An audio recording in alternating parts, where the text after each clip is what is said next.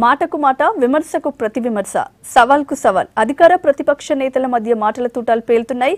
Cool వెదర్లో కూడా heat పుట్టిస్తున్నాయి. Congress, TRS నేతల కస్తుబుస్సులు ఆసక్తిగా మారాయి.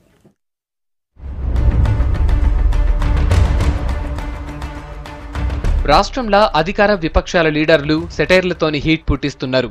రాష్ట్రానికి చెందిన అంశాలే కాదు, కాంగ్రెస్ యువనేత రాహుల్ని వదలటం లేదు. మీ పార్టీని సమాధి చేయాలని ఒకరంటే, మీరిప్పుడు మాట్లాడుతోంది సమాధుల నుంచే అంటూ గట్టి కౌంటర్లు ఇచ్చుకుంటున్నారు లీడర్లు.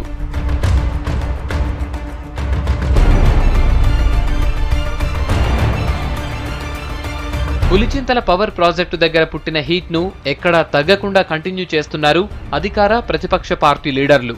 తెలంగాణ వచ్చినాకనే పులిచింతల దగ్గర 320 మెగావాట్ల పవర్ స్టేషన్ కట్టినమని సీఎం కేసీఆర్ చేసిన ప్రకటనతోని గొడవ మొదలైంది.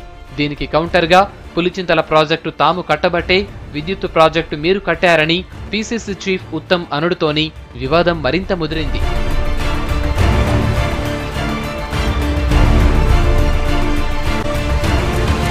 ఉత్తమ్ విమర్శల మీద మంత్రి కేటీఆర్ గట్టిగానే స్పందించారు.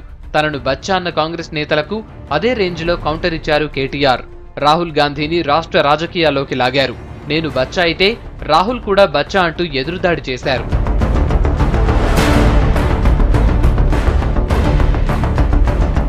కేటీఆర్ వ్యాఖ్యల మీద జానా స్పందించడంతోని రచ్చ ఇంకింత ముదిరింది. మంత్రులు కుసంస్కారంగా మాట్లాడుతున్నారని, పాతాళానికి పోయిన ఎన్నో పార్టీలను కాంగ్రెస్ చూసిందన్నారు జానా. దీంతోని అధికార పార్టీ నేతలు మస్తు కోపమైనారు. కాంగ్రెస్ కు ప్రజలు ఇప్పటికే సమాధి కట్టిరన్న నేతలు ఆ సమాధుల నుంచే ఇప్పుడు మాట్లాడుతున్నారని విమర్శించారు. రాహుల్ రాజకీయాలకు వచ్చినప్పుడే కేటీఆర్ రాజకీయాలకు వచ్చిండన్న సంగతి కాంగ్రెస్ నేతలు గుర్తుంచుకోవాలని కౌంటర్ అటాక్ చేశారు. మీ రాహుల్ గాంధీ గారికి ఎంత రాజకీయ చరిత్ర ఉన్నదో మా కేటీఆర్ గారికి కూడా గంతే రాజకీయ చరిత్ర ఉన్నది. మీరు 14 సంవత్సరాల క్రితమే రాజకీయాలకు వస్తే మా నాయకుడు కేటీఆర్ కూడా 14 సంవత్సరాల క్రితం రాజకీయాలకు వచ్చిండు. ఫేకు గాంధీగా మీ రాహుల్ గాంధీ అవుపడితే, పప్పు గాంధీలాగా ప్రపంచవ్యాప్తంగా ప్రసిద్ధి గాంచితే, మా కేటీఆర్ గారేమో ప్రపంచవ్యాప్తంగా తెలంగాణ